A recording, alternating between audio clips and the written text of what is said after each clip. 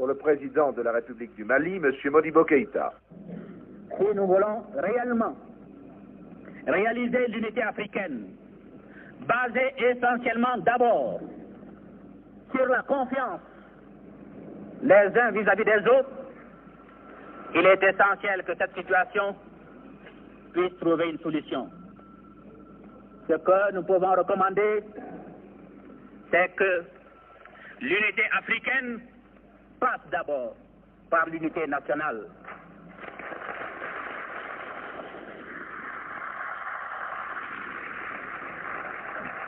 Il serait souhaitable que les États africains, dont certains ressortissants ont été obligés de se réfugier à l'extérieur, leur tendent la main et leur facilitent le retour au foyer et dans la patrie commune.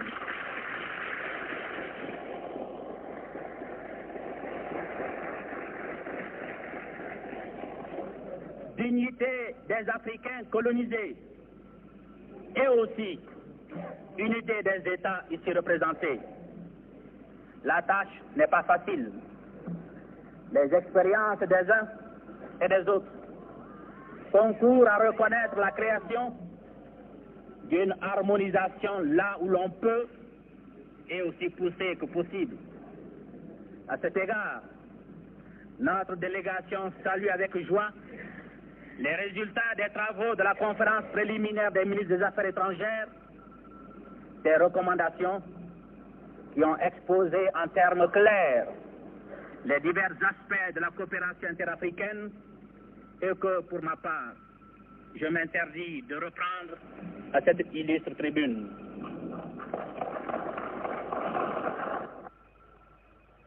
Pour le président de la République de Haute-Volta, président en exercice de l'Union africaine et malgache, M. Maurice Yaméobo. Notre union nouvelle, si elle doit vivre et faire école, devra avant tout préserver l'esprit de tolérance et d'amour du prochain. Notre union devra signifier pour chaque femme, pour chaque homme de pays qu'elle englobe, un constant dépassement de soi-même dans la perspective du mieux-être commun, dans le désir absolu de la réussite commune, dans le mépris total de l'esprit de domination, sous quelque forme que ce soit.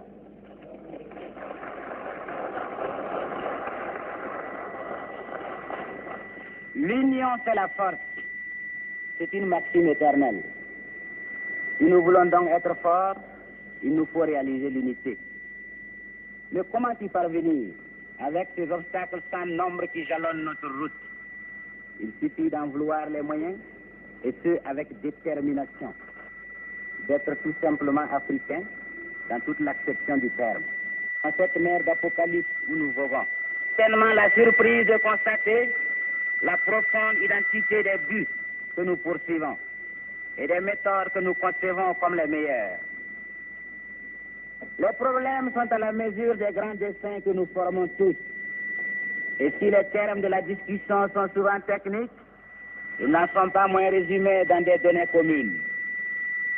Sans vouloir le moins du monde, en donner une énumération exhaustive, les pôles essentiels se situent, je crois, dans la définition de nos rapports globaux avec les groupes d'en dehors de notre sphère, dans la définition des options économiques communes et enfin dans la définition de la philosophie qui doit servir de charte véritable à notre action. Et c'est peut-être en cela, en définitive, cela l'essentiel, que d'aboutir à trouver la formule qui nous assure le respect, la considération et l'efficacité. La délégation de la République du Mali est très heureuse de se trouver ce matin à Addis Abeba, cette ville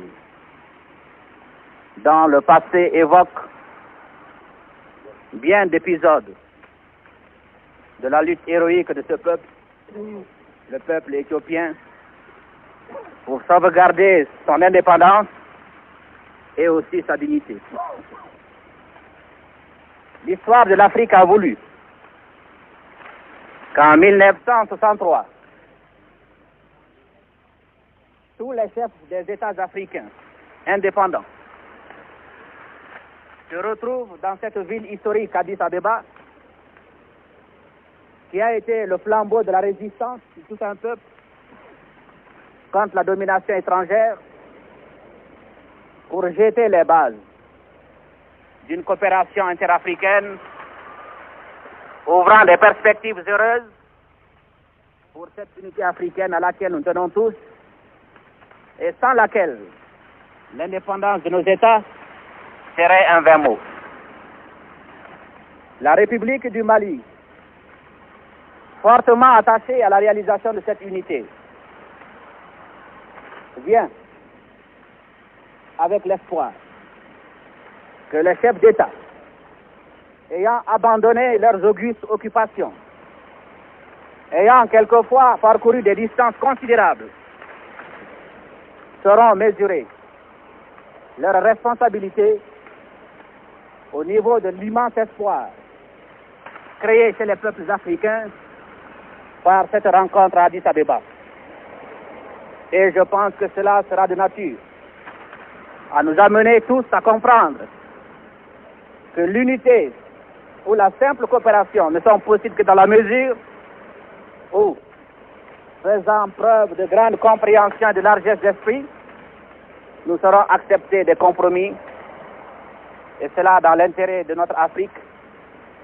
Cette Afrique qui a été longtemps morcelée, longtemps humiliée, et qui aspire, comme tous les autres continents,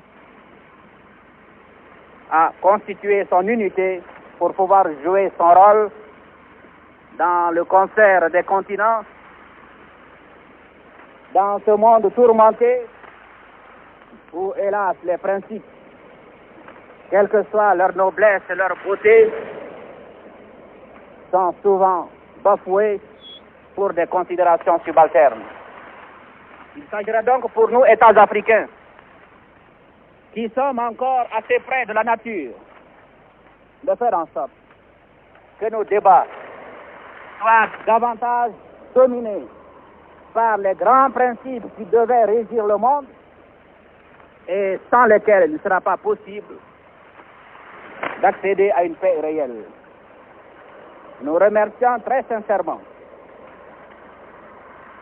Son Excellence l'Empereur d'Éthiopie de nous avoir tous offert l'hospitalité, et nous avons la conviction que l'ombre auguste de ces aïeux lointains et dans la sagesse des chefs d'État africains fera que notre conférence réussira et qu'il en sortira des décisions qui renforceront la coopération là où déjà elle existe entre les États africains, ou alors la créera là où pour le moment elle n'a pas pu naître. La délégation du Mali arrive donc, décidée à tout mettre en œuvre pour que cette conférence puisse réussir, et elle est portée à croire que cette volonté n'est pas particulière à elle seule et qu'elle anime toutes les délégations qui se sont donné rendez-vous à Addis Abeba.